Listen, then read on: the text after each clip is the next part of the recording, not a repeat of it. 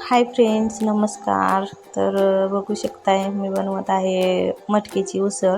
तर मी असं कांदा आणि हिरवी मिरची बारीक बारीक चॉप करून घेतलेली आहे. तर त्याला भाजत आहे.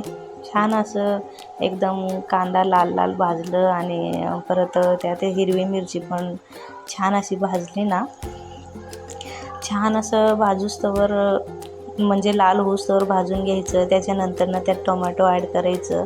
बारीक चॉप करून टोमॅटो ॲड केलेली आहे. तर टोमॅटो पण पूर्ण गळून जाईपर्यंत भाजून घ्यायचं. खूप छान वाटते. मग सगळं झाल्यानंतर भाजून चांगलं झाल्यानंतर मग मी मटकीची उसळ धुतले.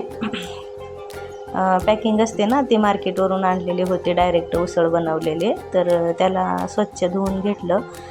धुवून झाल्यानंतर मग बघा, तोपर्यंत मटकीची उसळ धुवस्तवर टोमॅटो असे पूर्ण गळून गेले. कांदा वगैरे मस्त भाजले होते. मग त्यात मी थोडीशी हळद ॲड केली आणि त्याच्यानंतर मी थोडंसं मीठ पण टाकलं. त्याच्यात हिरवी मिरची तर ऑलरेडी होती. मग मस्त असं त्याला पण मस्त मध्ये असं मिक्स झालं. बघून छान मिक्स केलं व्यवस्थित, सगळं मीठ वगैरे मिक्स करून टाकलं. आणि त्याच्यात मग आता मी त्यात ॲड करते उसळ, मटकीची उसळ ॲड करणार आहे. तर हे बघा, मटकीची उसळ आणले.